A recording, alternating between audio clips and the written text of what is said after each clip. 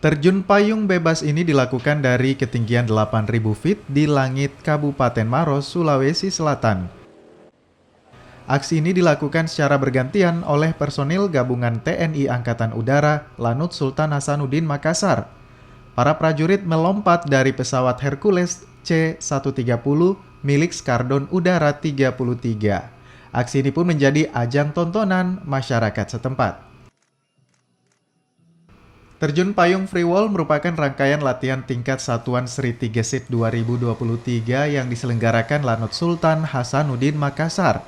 Kegiatan yang berlangsung 2 hari ini dibuka oleh Komandan Pangkalan TNI Angkatan Udara Sultan Hasanuddin Makassar, Marsma TNI David Yohan Tamboto. Berharap bahwa latihan Tigesit ini akan memberikan suatu informasi tentang kesiapsiagaan dari Lanut Sultan Hasanuddin dalam melakukan operasi yang nantinya akan dilaksanakan TNI Angkatan Udara. Latihan Sriti Gresit merupakan wujud pemantapan keterampilan dan profesionalisme pasukan. Para prajurit yang ditekankan mengutamakan keamanan dalam pelaksanaan latihan yang menjadi salah satu indikator keberhasilan.